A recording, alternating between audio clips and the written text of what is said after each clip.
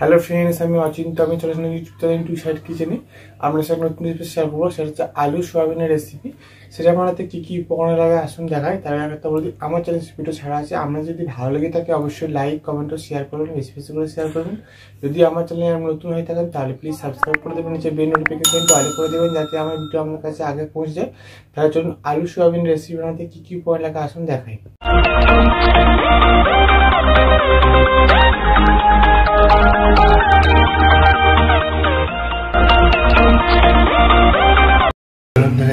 সোয়াবিনের একটা রেসিপি বানিয়ে দেখাবো। সেটা বানাতে কি কি উপকরণ লাগে আসুন দেখি। তার মধ্যে ভিডিওটা প্রথম থেকে সেসব দেখার অনুরোধ রইল।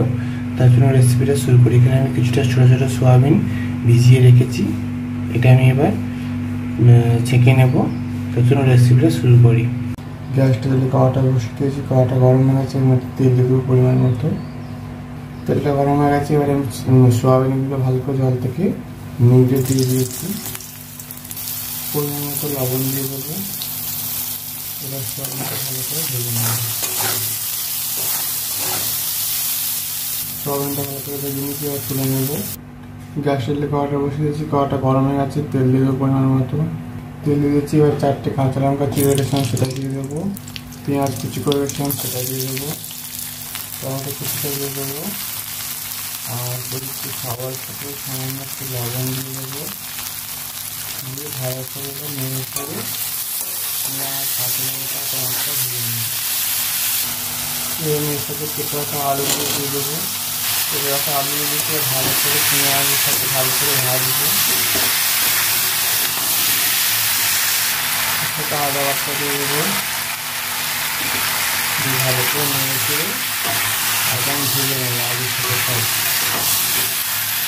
দেখুন ভালো করে ভেজে নেব। এর মধ্যে একটু হলুদ গুঁড়ো, লঙ্কার গুঁড়ো, জিরে গুঁড়ো, ধনে গুঁড়ো, অল্প সামান্য জল দিয়ে দেবো।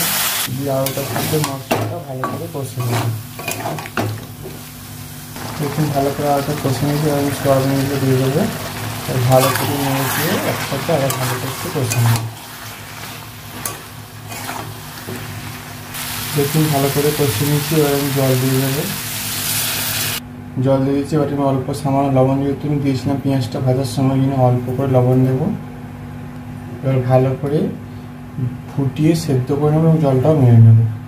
দেখুন আমার সোয়াবিনের রেসিপিটা রেডি হয়ে গেছে, এটা আমি নামিয়ে নেব। দেখুন আমার সোয়াবিনের রেসিপিটা রেডি হয়ে গেছে। এই রেসিপি আমাদের ভালো লেগে থাকে অবশ্যই লাইক কমেন্ট ও শেয়ার করবেন, বেশি বেশি করে শেয়ার করবেন।